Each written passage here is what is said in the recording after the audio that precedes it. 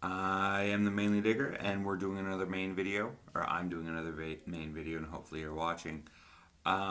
If you haven't watched my Maine videos before, please do. I've done a couple of them. It's just about history, the history of Maine, and facts about Maine that not really everybody knows. Today we're doing the top three. We're only doing three towns or cities in Maine that you hear about but you don't really know, and you should know. Like, some people should tell you about these towns or these cities because they have great history, or they had something that's something worthy of talking about.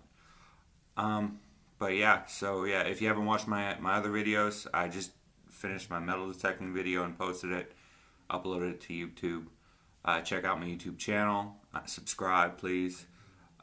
Like, dislike, doesn't really matter. But yeah, we're gonna hit this off. Our first city town, we'll go with city, is Bangor. Bangor it's a pretty big city for Maine. Um, it's old. It's very old. The college, Orono College, it's part of the University of Maine. Um, it's a very large school. Very large school. There's a lot of sports. Very sports oriented. Football, basketball, and they have a hockey team. Um, it was the birthplace of Paul Bunyan. Supposedly the birthplace of Paul Bunyan. There's a huge statue, and that's what everybody thinks. Besides Stephen King, like, they picture the huge statue of Paul Bunyan. The statue was made in the 50s, and it's still there. It's Paul Bunyan. Like when you go into Bangor, you're gonna see it. When you leave Bangor, you're still gonna see it. Which brings up another point: how people, Flatlanders or outsiders, say Bangor. It's Bangor, not Banger. Bangor, Bangor. It just drives me crazy. 1800s. It was a lumber and big in lumber, shipping were the industries. Um, that kind of died off after. Well, the shipping died off after the trains were invented, pretty much. They put train tracks in there. 1600s, French settled the area and established a colony. It was called Acadia. So, like Acadia National Park, just think that, but it's Acadia. A lot of hostilities between the French and Indian, and then later the French and Native American, and then later the English. So it went back and forth for a long time. During the War of 1812, it was raided by the British. It was in the colonist hands. It was raided by the British, and they pretty much destroyed it. And that whole area, like pre-Civil War, Revolutionary War, like a lot of action in that area. Going detecting there when I get back. I can't wait. Civil War, the 1st Maine Heavy Artillery is the unit that took the most casualties in the war of all. All out of all the units, that is the one unit that took the most casualties, which is, I just found that out. Like, that's crazy to me. And then now everybody knows this. Stephen King. Stephen King has a house, a Victorian style house. It's well kept in Bangor. It is the creepiest house on Halloween. It's creepy anyway, but it's creepy. But if you don't know who Stephen King is, he's a horror and science fiction writer. He wrote Pet Sematary, Carrie, The Shining, Dark Towers, many books I can't think of right now. It is the book that most affected me throughout my living in Maine, because not only is it creepy, but it describes Maine towns in general. Even though it's based in, like, I think the 50s and 60s, like that, or no, 70s, because it was at World War II. Anyway, no, I forgot. It's like, it describes Maine towns to the T. Maine, like back, not backwoods, but like to the T. Like it is creepy. Like the town he's talking about, it's not actually called Derry, but like it was about 10 minutes away from the town I grew up in, Monmouth. In Monmouth, the town's called Monmouth. It was like 10 minutes away from where I live.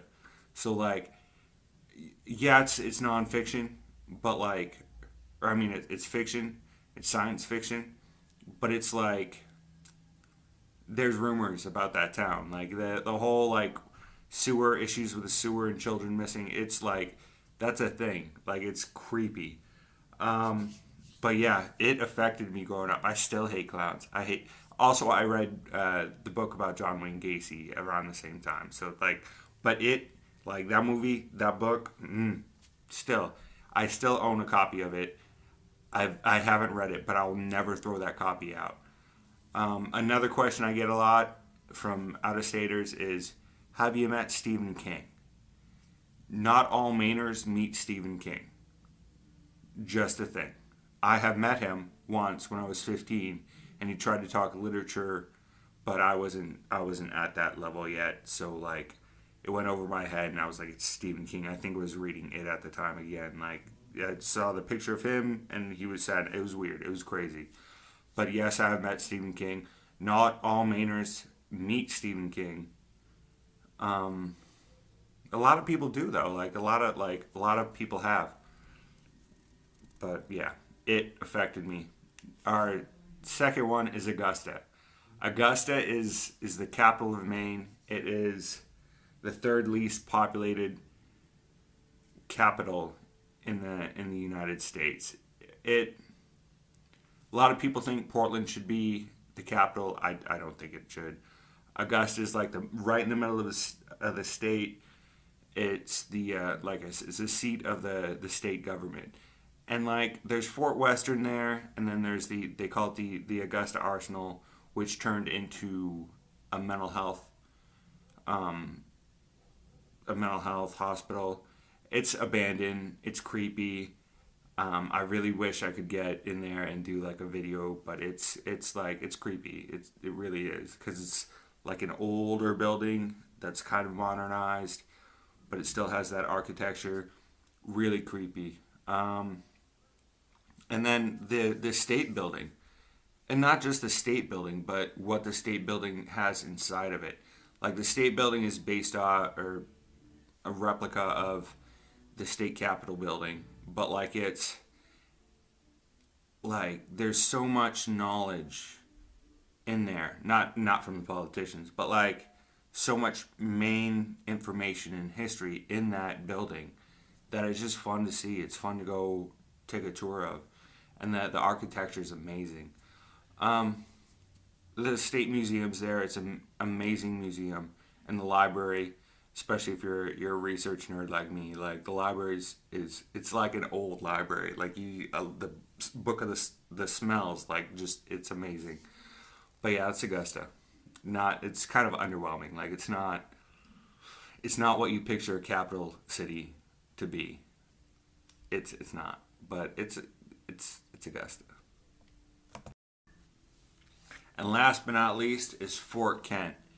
No one really knows about Fort Kent. You've heard about it, maybe, but it is the tippity top of Maine. Like Maine's normally a hand. It's like right here, like right there. Fort Kent was established in 1839. It was built as a blockhouse, like it was a fort during the Aroostook County Wars, which is another battle, another war. I'll go over it some other time. It was a blockhouse. It's still there.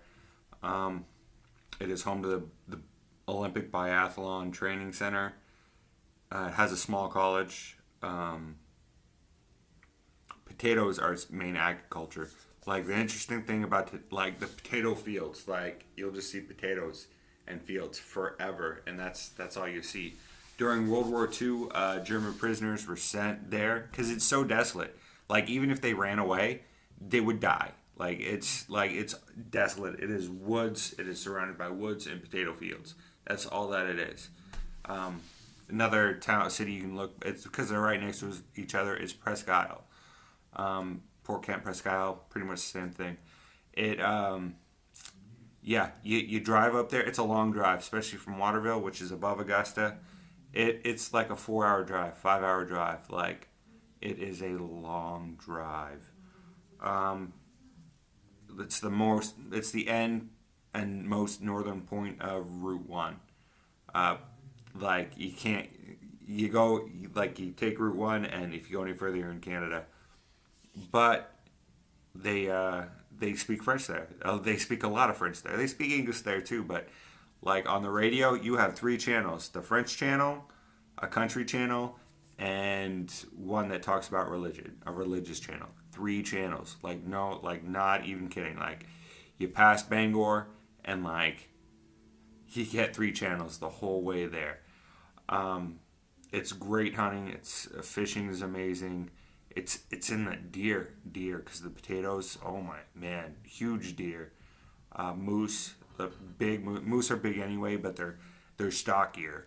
Um, but yeah, Fort Kent is an interesting place. I like to talk about Fort Kent because no one ever brings it up. No one ever talks about it. It's one of those things. It's my thing. Like no one wants to talk about it. I'm going to talk about it.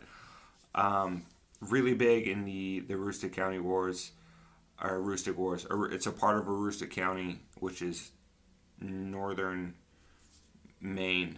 I would consider it backwoods for me, and I like the backwoods. Like it's Maine's about 10 years behind. They're about 15 to 20 years up there behind. Um, but it's land is cheap up there because no one wants to live up there. Land, housing is cheap. Um, but yeah, Aroostook County is a different place. Fort Kent and Presque Isle are just different. They're just different. I love it. I love it. It's like the French Canadian. Um, I don't know, culture. Like it's just interesting to me. But yeah, I'm the mainly digger. Hopefully, I'll get out digging tomorrow. Maybe not. I have to go to Carlisle Barracks. It's for army stuff, and I don't really want to do. I'll figure out something, a video to do if I don't go digging. I want to go digging. But yeah, all right, mainly dig out.